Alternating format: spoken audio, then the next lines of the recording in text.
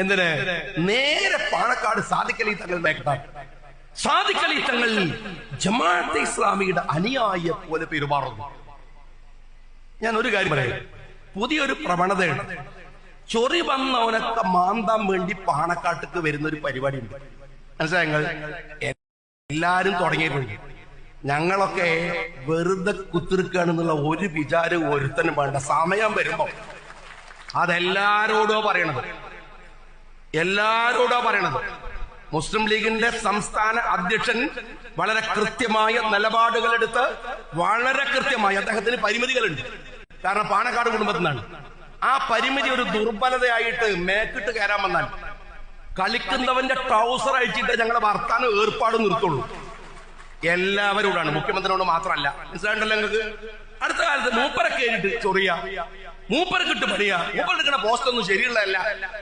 നിങ്ങൾ മാത്രം വലിയ എന്താണ് നേരെ സ്വർഗത്ത് നിർത്തിയ കുറച്ച് ആൾക്കാർ.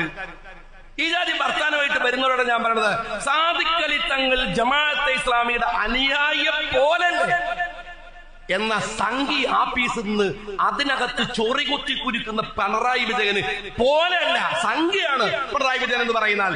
ഞാൻ ചോദിക്കട്ടെ സഖാവ് പിണറായി വിജയ, എന്തെങ്കിലും ആവട്ടെ സാദിഖ് അലി തങ്ങൾ, നിങ്ങൾ മനുഷ്യന്മാരോട് പെരുമാറാനെങ്കിലും ഒന്ന് പഠിക്കു. പിണറായി വിജയ ഒന്ന് മര്യാദക്ക് പാവങ്ങളോട്, സാധുക്കളോട്, പാർട്ടി അണികളോട്.